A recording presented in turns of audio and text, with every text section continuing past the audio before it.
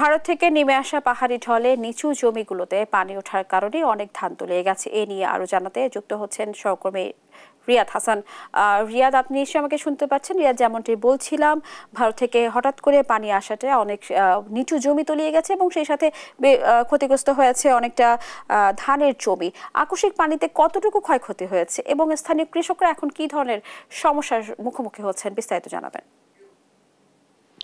স্নেহা, আসলে যেটি বলছিলেন যে জামালপুরের এই যে অসময়ে পাহাড়ি ঢলের যে পানি বৃদ্ধি পেয়েছে, এই পানি বৃদ্ধি পাওয়ার কারণে বিশেষ করে নিচু যে অঞ্চলগুলো রয়েছে সেই অঞ্চলগুলো তলিয়ে গেছে। তলিয়ে যাওয়াতে বিশেষ করে কৃষি প্রধান যে এই জামালপুর, এখানে ধানের কিন্তু একটু ক্ষয়ক্ষতি হয়েছে। আমরা যদি আপনাদের একটু দেখাই যে তাহলে দেখবেন যে এই হঠাৎ করে পানি বৃদ্ধি পাওয়ার ফলে কৃষকের যে ধান, বিশেষ করে এই পানি বৃদ্ধির সাথে সাথে প্রচুর পরিমাণে বৃষ্টি হয়েছে এবং বৃষ্টির কারণে অনেক ধান আমরা দেখে গেছি যে অনেক ধান আমরা দেখতে পেয়েছি যে যেটি পানির ভিতরে একদম মানে নষ্ট হয়ে যাচ্ছে এবং এই অবস্থা থেকে কৃষক মূলত বাধ্য হয়ে কিন্তু ধান কাটতে হচ্ছে। তবে আমরা কৃষি অফিসের সাথে কথা বলেছিলাম, তারা যেটি বলেছিল যে আরো 2 দিন পূর্বেই তারা একটি গণবিজ্ঞপ্তি দিয়েছিল এবং তারা বলেছিল যে 80% ধান যদি পেকে থাকে তাহলে সেই ধানগুলো কাটার জন্য সতর্কতা করেছিল। তবে আমরা একটু কথা বলতে চাইবো, এখানে একজন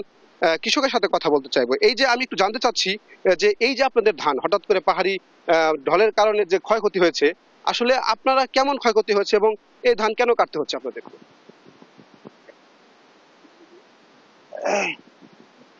পাহাড়ি ঢল হওয়ার কারণে ধানের ধান ডুবে গেছে, ধানের কাটাতে খুব ক্ষয়ক্ষতি হয়েছে। এই যে শুনছিলেন যে আসলে পাহাড়ি যে এই ঢল, এই ঢলের কারণে মূলত জামালপুরের, আমি যদি একটু বলি যে জামালপুরে যমুনা নদী থেকে শুরু করে জিঞ্জিরাম নদী, দশানী নদী, এই নদীর পার্শ্ববর্তী যে এলাকা রয়েছে, বিশেষ করে নিম্ন অঞ্চলগুলোতে এই ধানের কিন্তু ক্ষয়ক্ষতি হয়েছে। আমরা যেটি কথা বলেছিলাম পানি উন্নয়ন বোর্ডের সাথে, তারা বলেছেন যে গত 24 ঘন্টায় কিছুটা পানি বৃদ্ধি পেলেও আজকে সকাল থেকে কিন্তু পানি কিছুটা কমতে শুরু করেছে এবং সর্বশেষ যেটি জানতে পেরেছি, জিঞ্জিরাম নদীর যে পানি সেটি 1.03 মিটার নিচ দিয়ে প্রবাহিত হচ্ছে বিপদসীমার এবং যমুনা নদীর পানি কিন্তু এখনো বিপদসীমার অনেকটাই নিচেই রয়েছে। তবে এখনো সংখ্যা কাটেনি, এমনটি বলেছে পানি উন্নয়ন বোর্ডের কর্মকর্তা।